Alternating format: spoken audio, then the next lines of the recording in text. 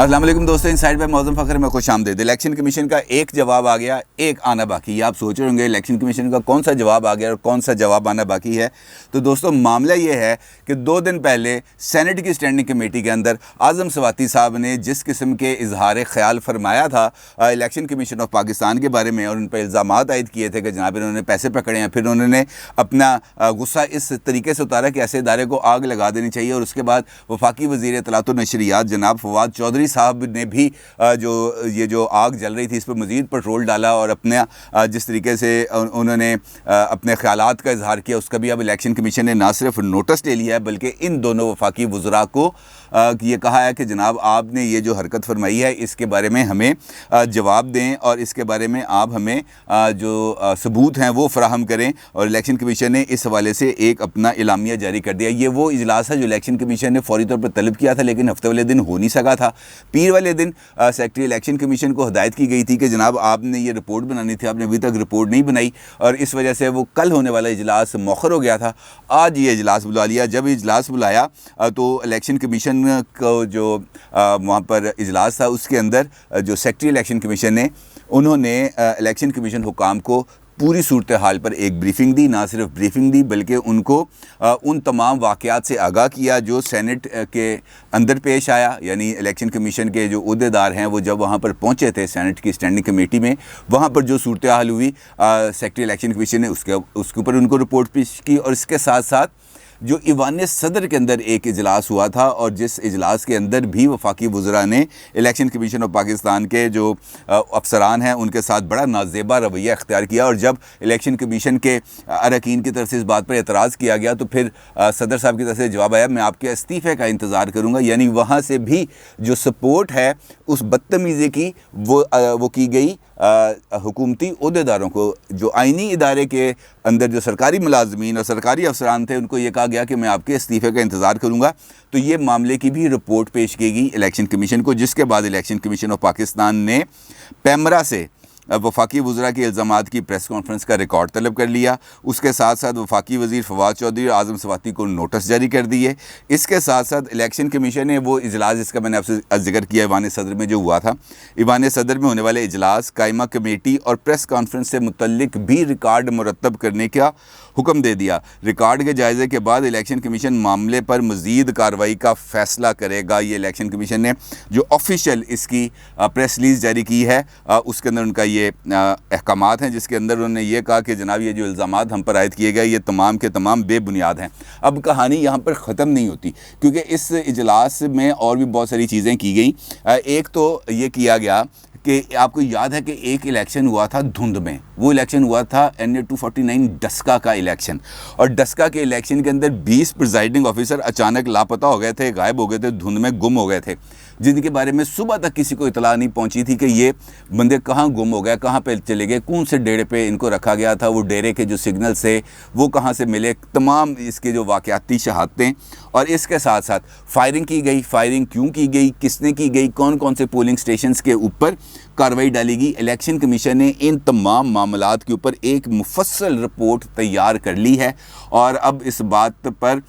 बात का फ़ैसला कर लिया गया है कि ये रिपोर्ट को जल्द पब्लिक कर दिया जाएगा ताकि धांधली करने वाले, वोटर्स को डराने धमकाने वाले, ये भी धांधली के ज़ुमरे में आता है, वो अनासरों को ना सिर्फ बेनकाब किया जाए बल्कि इनके ख़िलाफ़ तादीबी कार्रवाई की जाए। क्योंकि इलेक्शन कमीशन के पास ऐसे तमाम अफसरान एहलकार जो इंतखाबी अमल के अंदर मुदाखलत करते हैं, उसमें रखना डालते हैं, उसके अंदर किसी भी किस्म की रुकावट बनते हैं, इलेक्शन कमीशन उनके ख़िलाफ़ कार्रवाई कर सकता है। लिहाजा इस बात का भी फ़ैसला कर लिया गया। और इसके साथ साथ सुप्रीम कोर्ट ऑफ पाकिस्तान ने आज से कुछ अर्सा पहले ये हुक्म दिया था कि बलदियाती इंतखाबात मुल्क के अंदर कराए जाएँ, और अब इलेक्शन कमीशन ऑफ पाकिस्तान ने सुप्रीम कोर्ट के उस फैसले के मुताबिक बलदियाती इलेक्शंस के शेड्यूल को भी जारी करने का फ़ैसला कर लिया। यानी ये जो सूरत हाल इस वक्त बन रही है, इस सूरत हाल में जो भी ताज़ा कंटोनमेंट बोर्ड के इलेक्शंस के बाद मैंने आपको बताया था कि बलदियाती इंतखाबात इमरान खान साहब कराने के लिए तैयार अब नहीं होंगे, लेकिन इलेक्शन कमीशन के साथ उन्होंने अब जो सलूक किया उसके नतीजे में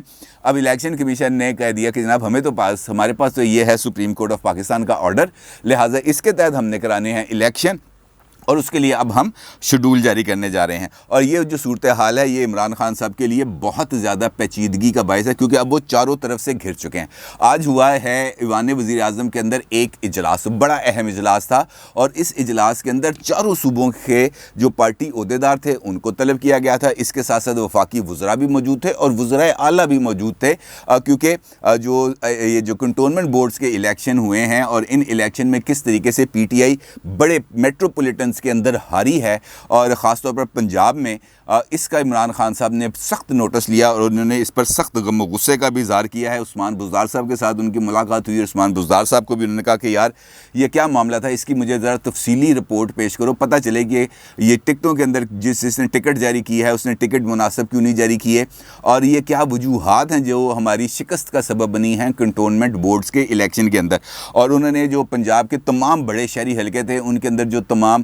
پارٹی عہدیدار تھے ان کی انہوں نے اچھی خاصی دھلائی کی، اچھی خاصی کھچائی کی. اب سوائے گوجرانوالہ کے عہدیداروں کے، کیونکہ گوجرانوالہ میں پی ٹی آئی نے 6 سیٹس نکال لی تھیں، لہٰذا ان کی بچت ہوگی، باقیوں کے ساتھ اچھا خاصا انہوں نے کارروائی ڈالی. اس کا مطلب یہ ہے کہ عمران خان صاحب نے اس بات کو محسوس کر لیا ہے کہ اب وہ پیمانہ، یعنی ان کی مقبولیت کا جو وہ جج کرتے تھے اس کے اندر کسی نہ کسی جگہ پر کوئی پرابلم آ گئی ہے. اور پرابلم صرف اس جگہ پہ نہیں، اگر ہم دیکھیں عمران خان صاحب اس وقت 4 محاذوں کے اوپر اکیلے رہ گئے ہیں. پہلی بات، ایک جانب کنٹونمنٹ بورڈ کے الیکشن سے عوام نے پی ٹی آئی کے ساتھ جو فاصلہ رکھا وہ بڑی خوبصورتی کے ساتھ نہ صرف سامنے آ گیا بلکہ اس کا اظہار گیلپ کے سروے میں بھی کیا گیا، جس میں یہ کہا گیا کہ پی ٹی آئی اب اپنی مقبولیت سے کم سطح پر آ گئی ہے، یعنی کہ نیچے آ گئی ہے، اور 50% سے بھی کم لوگ ہیں جو اب ان کی حکومتی کارکردگی سے مطمئن ہیں. دوسری جانب جو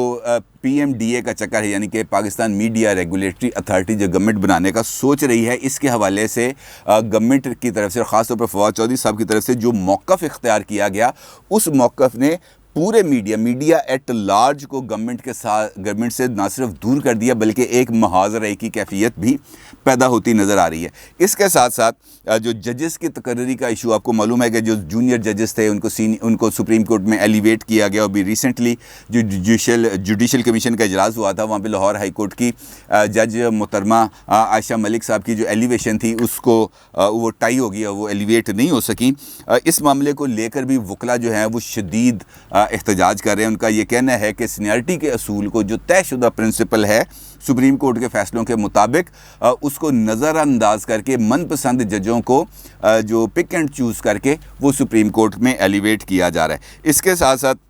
اب اپوزیشن جو ہمیں آج سے کچھ دن پہلے تک بالکل آئسولیٹڈ لگ رہی تھی، بالکل بکھری ہوئی لگ رہی تھی، حکومتی ان اقدامات جن کا میں نے آپ سے ذکر کیا، ان کی وجہ سے اب نہ صرف الائن ہوتی ہوئی نظر آ رہی ہے بلکہ اس کے اندر دوبارہ جان پڑتی ہوئی نظر آ رہی ہے. اور اگر آپ کو میں زیادہ دور نہ لے کے جاؤں، آپ کو پرویز مشرف صاحب کے آخری ٹینیور کا حوالہ دوں، جس وقت انہوں نے افتخار چودھری صاحب سے وہ مانگا تھا استعفیٰ اور اس کے بعد انہوں نے استعفیٰ دینے سے انکار کر دیا تھا، تو اس لمحے سے پہلے کسی کو اس بات کا اندازہ نہیں ہو رہا تھا کہ پرویز مشرف صاحب کہیں آنے جانے والے ہیں. اور یہ چند دن پہلے کی جو صورتحال ہے، اس سے بھی کسی کو اندازہ نہیں ہو رہا تھا کہ عمران خان صاحب 1 پیج پر ہیں نہیں ہیں، لیکن انہوں نے اپنی جو اتھارٹی ثابت کرنے کی کوشش کی تھی وہ اس کو بڑے اچھے طریقے سے اسرٹ بھی کر رہے تھے. اور ان کا ایک جو وہ بنا ہوا تھا امیج، وہ بالکل ویسے ہی تھا جیسے 7 نومبر سے پہلے پرویز مشرف صاحب کا تھا. پرویز مشرف صاحب نے ایک جانب وکلا کو اپنے خلاف کیا، دوسری جانب میڈیا پر وہ لوگ جو پرویز مشرف صاحب کے اقدامات کو تنقید کا نشانہ بنا رہے تھے، جو جمہوریت کے لیے بات کر رہے تھے، پرویز مشرف صاحب نے نہ صرف ان کو آف ایئر کر دیا بلکہ کئی چینلز کو بند کر دیا. اور اس کے ساتھ ساتھ جو اسمبلی کے اندر انہوں نے سپریم کورٹ کے فیصلے کے مطابق ہی، اگرچہ انہوں نے اگلے وردی کے اندر ہی دوبارہ صدر بننے کا راہ ہموار کی، لیکن اس دوران وہ جو ایک توازن تھا، جو ان کے ارد گرد جو ایک طاقت کا ایک بیریئر لگا ہوا تھا، وہ بیریئر ٹوٹ گیا. اور اس کے نتیجے میں آخر کار پرویز مشرف صاحب کو الیکشن بھی کرانا پڑے اور پھر اقتدار سے رخصت بھی ہونا پڑا. اور یعنی وہ ایک باب جو طاقت کا علمبردار تھا یہاں پر، اس کو واپس جانا پڑ گیا. اور اسی طریقے سے اگر ہم دیکھیں تو یہ ریزمبلنس پرویز مشرف اور عمران خان صاحب کے درمیان ہمیں موجود نظر آ رہی ہے، کیونکہ عمران خان صاحب بھی اس وقت انہی طرح کے 4 مسائل میں الجھے ہوئے ہیں. وکلا انہوں نے ناراض کر دیے، صحافی انہوں نے ناراض کر دیے، سول سوسائٹی انہوں نے ناراض کر دی، عوام کو مہنگائی کے بوجھ میں، لوڈ شیڈنگ کے اندر اس جیسے بجلی، پانی، گیس کی قیمتوں میں اضافے جیسے مسائل سے نہ صرف دوچار کر دیا بلکہ ان کے ساتھ ایک فاصلہ بھی اختیار کر لیا. اور اس پر ترا یہ کہ عثمان بزدار جیسی شخصیت کو پنجاب میں وزیر اعلیٰ بنا کر خود اپنی پارٹی کے اندر نفاق کے بیج بو دیے۔ اگر آپ کو یاد ہو کہ علیم خان صاحب کے بارے میں نے کچھ عرصہ پہلے ایک ویلاگ کیا تھا جس میں نے آپ کو بتایا تھا کہ پنجاب سے کچھ اور استعفے بھی آنے والے ہیں، اگرچہ علیم خان صاحب نے ابھی تک اس کا آفیشیلی اناؤنسمنٹ نہیں کی کہ میں نے استعفیٰ دے دیا، لیکن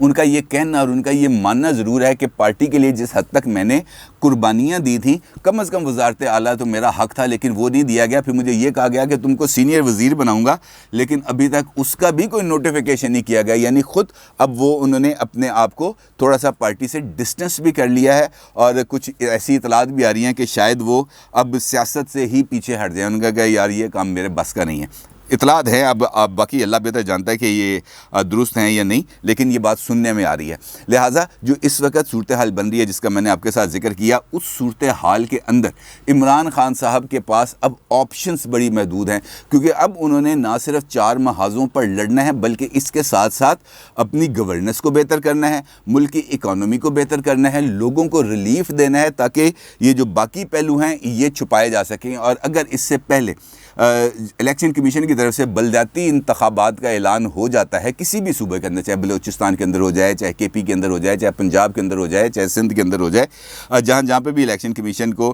سپریم کورٹ کے اس فیصلے کے مطابق مناسب سمجھے، تو اس کا مطلب یہ ہے کہ ایک مرتبہ پھر عمران خان صاحب دوبارہ فوکس میں آ جائیں گے، ان کی پارٹی فوکس میں آ جائے گی، اور پھر نئے سرے سے یہ والی بات شروع ہو جائے گی کہ ڈیلیورنس کہاں ہے، عمران خان صاحب کی حکومت کی گورننس کہاں ہے، عمران خان صاحب جو دعوے کرتے تھے لوگوں کو ریلیف دیں گے وہ دعوے کہاں ہیں۔ لہٰذا اب سے لے کر اگلے الیکشن کی اناؤنسمنٹ تک جو تمام فوکس ہے وہ عمران خان صاحب اور ان کی پالیسیز اور ان کی پالیسیز کے نتیجے میں جو رد عمل ہے یا وہ نتائج ہیں جو لوگ بھگت رہے ہیں اس پر رہے گا، اور وہاں سے جو رائے عامہ ڈیولپ ہوگی اس کا مقابلہ کرنا خان صاحب کے لیے خاصا مشکل ثابت ہوگا۔ اور اب دیکھنا یہ ہے کہ یہ جو نئی ٹسل چلی ہے گورنمنٹ اور الیکشن کمیشن کے درمیان، یہ کس لیول تک جاتی ہے اور کس طرح اس کو ڈیفیوز کیا جاتا ہے، اور حکومت کس حد تک اس ٹکراؤ کی پالیسی پر عمل درآمد کرتی ہے یا تھوڑا سا بیک آؤٹ کر کے کسی کو ریلیف فراہم کرنے کی کوشش کرتی ہے۔ دیکھتے ہیں، اس کا فیصلہ وقت رہے گا۔ اپنی رائے کا ضرور اظہار کیجیے گا۔ آپ کا بہت شکریہ۔ اللہ حافظ۔